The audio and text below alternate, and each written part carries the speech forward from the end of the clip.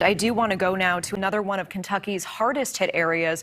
Chris Hall is live in Hazard, Kentucky for us. He lives there. He has taken it upon himself to help hundreds of families today, and he joins us on the phone now. Chris, can you hear me? I hear you loud and clear. You know, Chris, we know it's been such a last 24 hours for you. We certainly appreciate you joining us. Can you help put this in perspective for us? How bad is it? What does your hometown of Hazard look like right now, and what have you been seeing and hearing from people?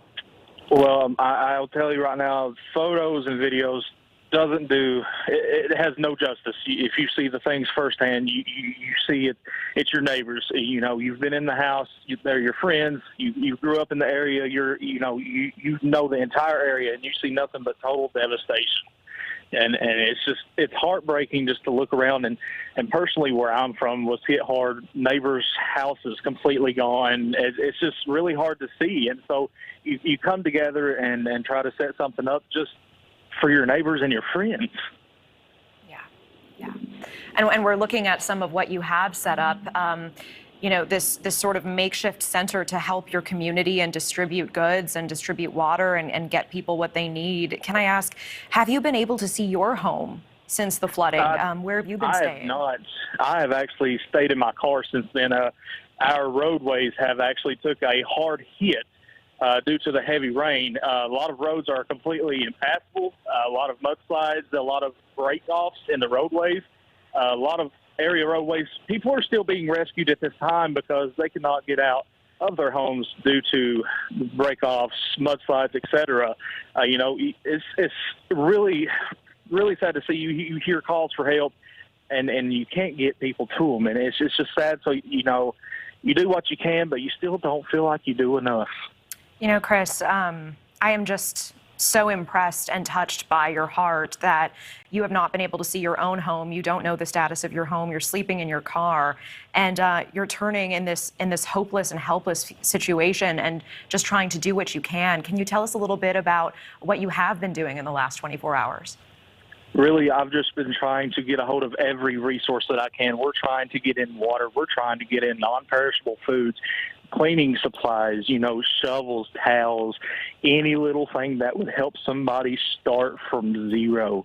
You know, I think to myself personally thinking, where would I start over if I were to completely start over with nothing?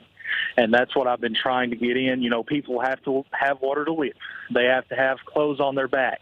You know, we're getting all this stuff in, and it's coming in by truckloads. I mean, semi-truckloads. It's amazing with the outpour of support. We've had live storm chasers on Facebook sharing all of our posts. They've been a true help, a lot of community engagement, a lot of things here today that have been donated are from all local folks. Nothing major. We got some folks coming in from out of state, but major. This is all a community-based event. Yeah. Now, we've had the Cajun Navy as well come up here and assist us.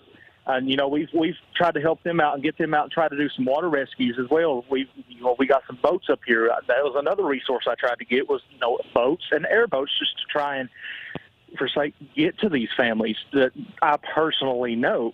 But you can only do so much whenever there's nothing left. Well, Chris, you're doing so much, and we know you're getting these vital items to your community. How many people have you helped so far? As of last, it's an estimate, around 2,000 in the past 24 hours. Wow, that's Chris. 2,000 families, not just individuals, 2,000 families. I really want to commend you for what you're doing. For people watching, for our viewers watching who want to help, what is the best way that they can do that? You can reach me on my Facebook, Chris Hall, or you can go to Live Storm Chasers, and they will direct you to my Facebook page, and we will get you to the best place and try to get you where you need to be. And if you can help, we could use the help. We will never say no to help right now, especially in this area. I hear you, Chris, and I know you've been dealing also with, one of our producers was on the phone with you, and there was a woman who was coming up to you crying. What are some of the stories out of this that are already on your heart that you know that are going to stay with you? I mean, you have people that's coming up in mud-covered cars. You're coming up in neighbors' cars. They're giving them a ride here. Coming in with the clothes on their back, they're covered in mud. The only things they have left in their whole life is the clothes on their back. You know, you hear these stories saying that was my whole livelihood.